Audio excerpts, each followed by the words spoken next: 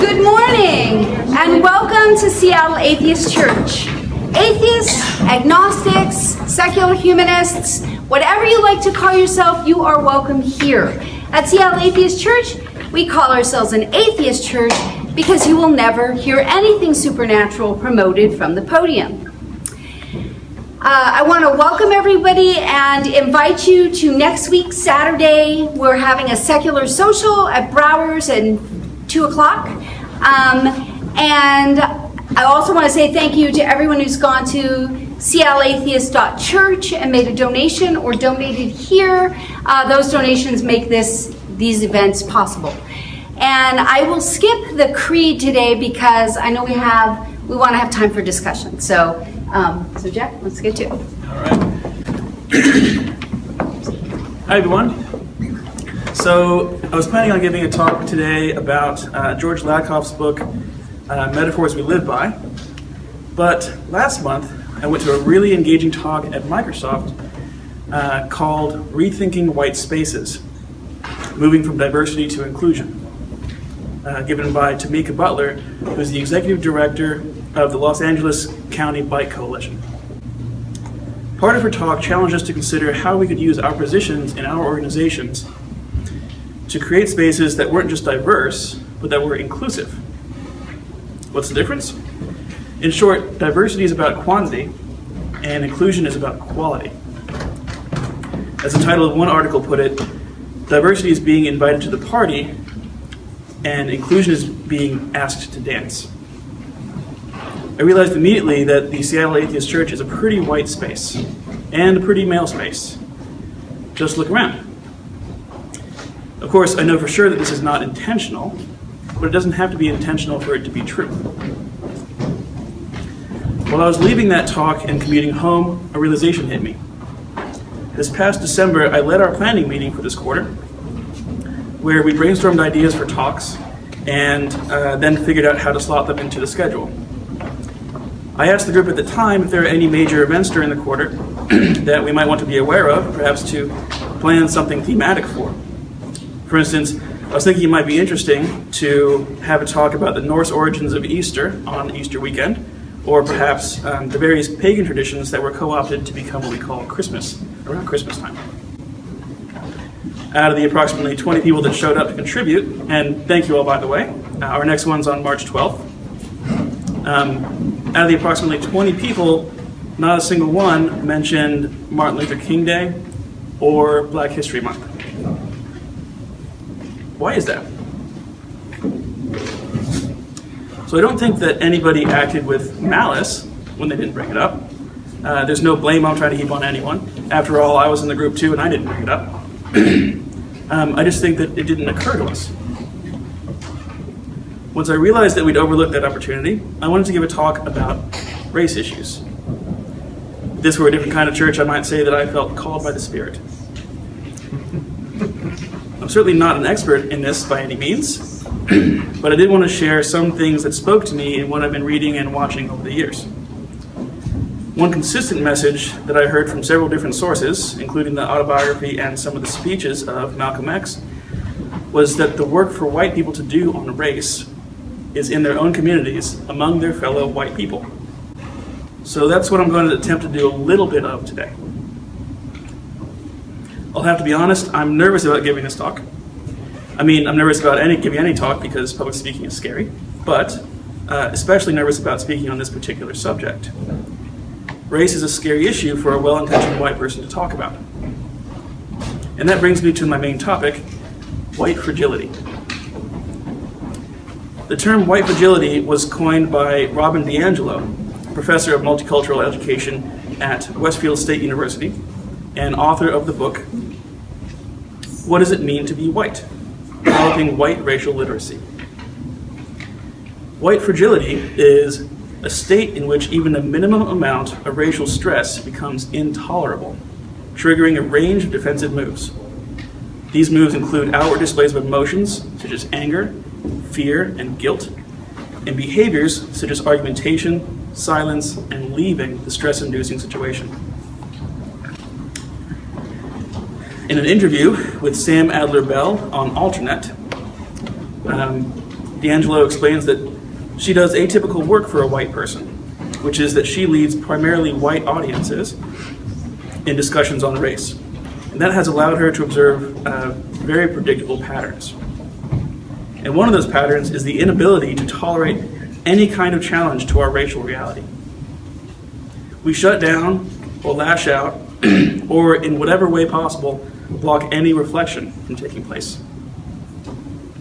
Of course, it functions as a means of resistance, but I think it's also useful to think about it as fragility, as inability to handle the stress of conversations about race and racism.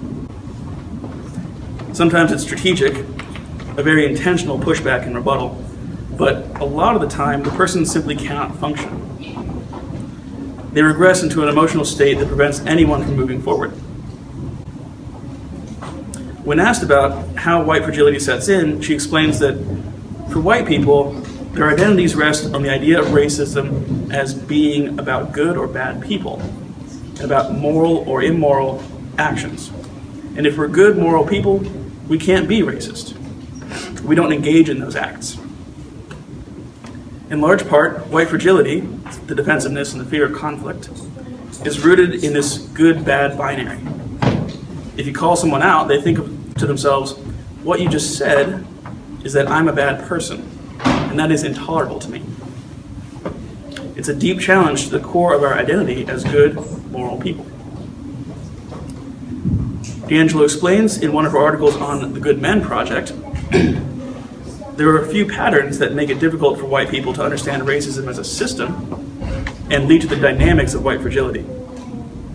While they don't apply to every white person, they are well documented overall. The first pattern is segregation. Most whites live, grow, play, learn, love, work, and die in social and primarily in social and geographic racial segregation. Yet our society teaches us not to see this as a loss. Pause for a moment and consider the magnitude of this message. We lose nothing of value by having no cross-racial relationships. In fact, the wider our schools and neighborhoods are, the more likely they are to be seen as good. The implicit message is that there's no inherent value in the presence or perspectives of people of color. This is an example of the relentless messages of white superiority that circulate all around us, shaping our identities and our worldviews. One pattern that we've already touched on is the good-bad binary, which is the most effective adaptation of racism over time. The idea that racism is conscious bias held by mean people. If we're not aware of having negative thoughts about people of color, if we don't tell racist jokes, if we're nice, and even have friends of color, then we can't be racist, the reasoning goes. Thus, a person is either racist or not racist. If a person is not racist, that person is good. If a person is racist, that person is bad. In reality, good, well-intentioned people thoughtlessly do and say racist things sometimes. Individualism. Whites are taught to see themselves as individuals rather than as part of a racial group. Individualism enables us to deny that racism is structured into the fabric of society. This erases our history and hides the way in which wealth has accumulated over generations and benefits us in aggregate. It also allows us to distance ourselves from the history and the actions of our group. Thus, we get very irate when we are accused of racism because we, as individuals, are different from other white people.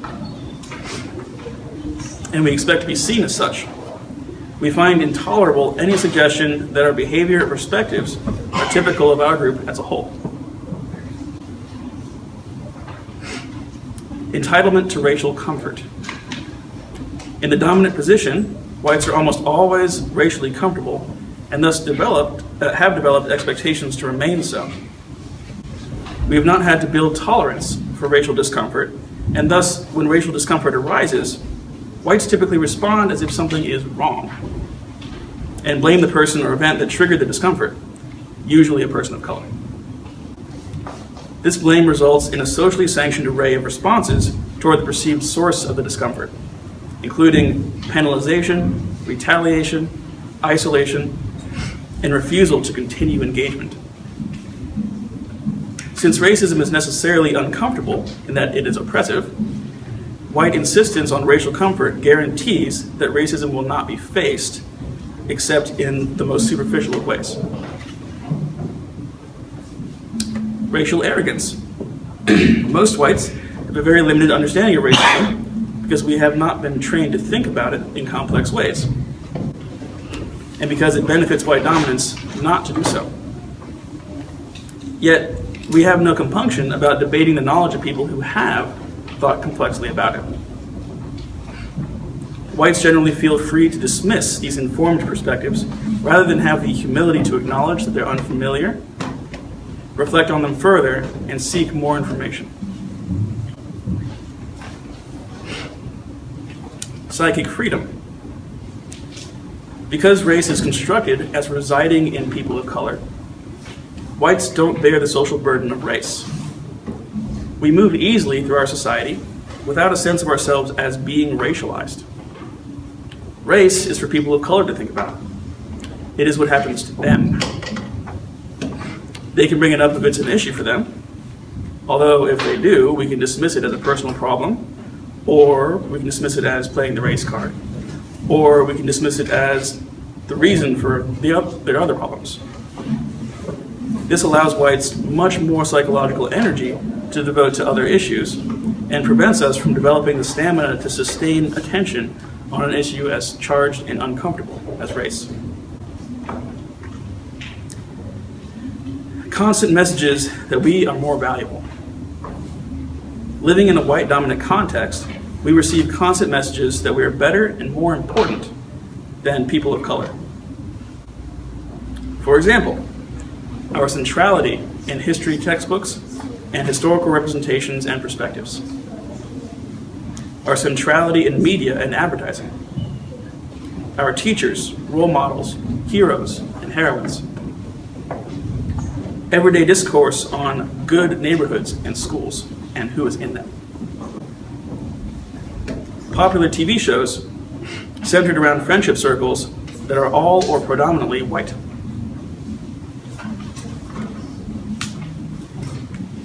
Religious iconography that depicts God, Adam and Eve, and other key figures as white. While one may explicitly reject the notion that one's inherently better than another, one cannot avoid internalizing the message of white superiority as it is ubiquitous in mainstream culture. These privileges, and the white fragility that results from them, prevent us from listening to or comprehending the perspectives of people of color and bridging cross-racial divides. In another one of her articles on the Good Men Project, D'Angelo says that in her workshops, she often asks people of color, "How often have you given white people feedback on our unaware and yet inevitable racism, and how often has that gone well for you?" What follows is eye-rolling, head shaking, and outright laughter, along with the general consensus of never. She then asks, what would it be like if you could simply give us feedback and have us graciously receive it, reflect, and work to change the behavior? One man of color sighed and said, it would be revolutionary. So I asked my fellow whites to consider the profundity of that response. Revolutionary, that we would receive, reflect, and work to change the behavior. On the one hand, it points to how difficult and fragile we are. On the other, how simple taking responsibility for our racism can be. In recognition of this, she says, I follow these guidelines. How, number one, how, where, and when you give me feedback is irrelevant. It is the feedback itself that I want and need. Understanding that it is hard to give, I will take it in any way I can get it. From my position of social, cultural, and institutional white power and privilege, I am perfectly safe and I can handle it. If I cannot handle it, it's on me to build my racial stamina. Number 2, thank you for telling me. The above guidelines rest on the understanding that there's no face to save, that the jig is up. I know that I have blind spots and unconscious investments in my white superiority. My investments are reinforced every day in mainstream society. I did not set the system up, but it does unfairly benefit me, and I'm responsible for interrupting it. I need to work hard to recognize that in myself, but I can't do it alone. And this understanding helps lead me to gratitude when others help me out. So that's all I have to say about white fragility and accepting racial feedback for today. I wanted to leave plenty of time for discussion, so I wasn't able to get into any of the many specific ways in which white people's implicit and explicit biases in aggregate have impacted black people in aggregate throughout our history, even after the 60s and into the present. And there are many. My hope is for this to be a first step and the start of an ongoing conversation. I hope that knowing about white fragility can help us to be mindful of it in ourselves and to recognize when racial stress is triggering one or more of that range of defensive moves in us, so that we can be able to hear, consider, and reflect on the perspectives of blacks and other non-black people of color. And so that when we do continue the conversation and we do talk about the past and the present racism and its effects, we'll have the mental tools that we need to help keep those conversations productive. I'd like to end with a snippet of an article about white privilege that I found on Upworthy by Phoebe Gavin. I didn't get to say much about white privilege, and it's a topic I found pretty eye-opening, so perhaps it's a good topic for a future talk. Gavin says, white privilege, and I'd add white fragility, is not something to feel guilty about, but it is something to act on. Guilt is not productive, but conscious awareness is. White people should not feel guilty about the discrimination of the past, but should feel compelled to help correct the inequalities of the present. The only way to make racism disappear is not to ignore it through colorblindness, but to actively fight it in your own mind and in the people that you know. No real problems have ever been solved by ignoring them. Thank you.